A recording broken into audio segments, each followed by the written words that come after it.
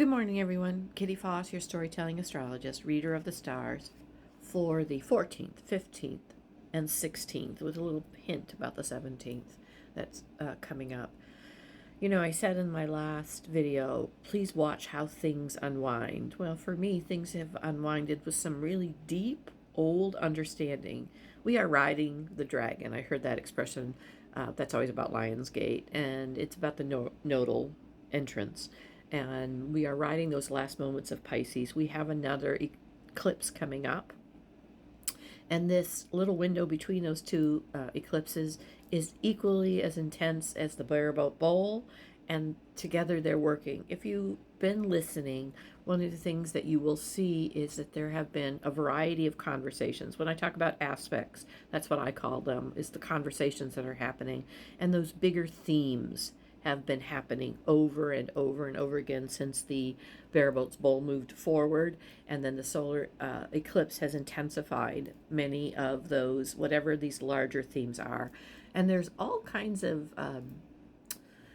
people coming forward saying something has shifted. We've been feeling it's coming, and it's actually in the shift right now. It is here. It started there, and our understanding will be evolving and moving forward. So let's take a look at what the aspects are. So on the 14th, there's a lot of non-conversations happening with the moon being our intensely purposeful part of ourselves, our emotional makeup. And remember, we are feeling beings that think. And so sometimes when we pair those feelings with thoughts, we get caught in loops. And this ride on the dragon is about the flow and moving those loops out. All of the moving away from all of the little ways we've associated things into a different flow. Some call it the Christ consciousness, into an understanding that we ourselves have those particles of the larger universe, God, whatever you want to call it, source, in us, and it's about tapping into those. Oh, when they just said, and moving away from not that we are human, and it's how do we combine those in this journey. So on the 14th, we had this Virgo moon. This Virgo moon that always is about all of those little pieces and how we put them together. And I know that my own dreams have been changing greatly over the last. I'm going to share with you one of the last things that I heard in a dream this morning as I sat in a rocking chair in the dream, which is very much something that's comforting to me, and was rocking by the water in a public park, just trying to understand what was going on. And what I heard was, I will love myself as I am when I love as I am. And it's like, wow, there's an unfolding in that. So here we go. So we have that Virgo moon that on the 14th that was just not in a conversation with our structure. So something very personal in our emotional growth was being moved, taken a look at, away from the structures we are currently in. So a lot of past things could be coming up, and understanding, seeing some glimpse of the future. And then on the 15th, very interesting energy, we had both our Pluto and our Uranus energy working with a Libra moon, working with finding a balance in the background, those bigger visionary energies, those bigger transformation energies, and awakening.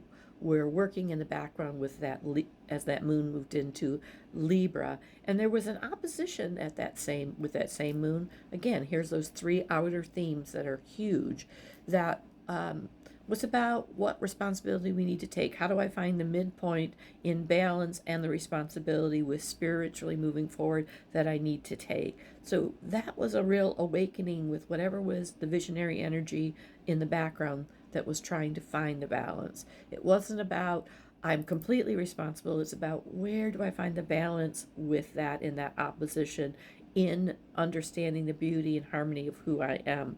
I will love myself as I am when I love myself, when I love as I am.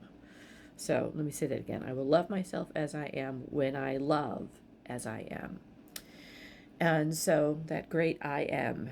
And then meanwhile, there was some discernment about where do I align my moon at that point when it was in Virgo.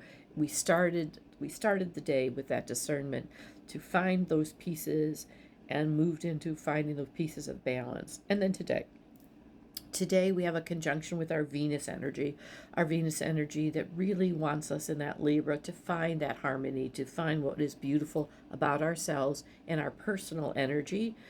And so it's a great conversation that is happening for us today, owning who you are, even if it's difficult. I already had difficult this morning. And then I'm able to do that by activating my visionary energy of Jupiter in Leo. How do I awaken? How do I tell my truth? How do I expand that understanding and allow the universe to help me do that? And it's by using my voice today. Not an easy thing sometimes. And using that voice to experience as I am. There is an opposition today with the structures you may be doing that with. So it's about you and not necessarily the reaction that steps forward. Meanwhile, there is the ability to see that visionary energy and alignment with our will are working quite completely separately. Remember, Mars is in Cancer. Interesting placement always for Mars because it's about a pivot. It's about trying out one side or the other and then accommodating. I just learned that accommodate means to create space for something or someone. Accommodating that space in the visionary energy that is Pluto, in what is changing, and how do I continue to work with that. And so interesting how I use my voice today is kind of a little disconnected from perhaps some of that visionary energy because we are clearing things out. I am Kitty Foss, your storytelling astrologist. I will be back tomorrow to do Monday and Tuesday together. Quite an unfolding that's going to continue to happen. I wish you all great spaces and places. Accommodate yourself today. Find the space to hold while you learn. I will love myself as I am when I love as I am. Namaste.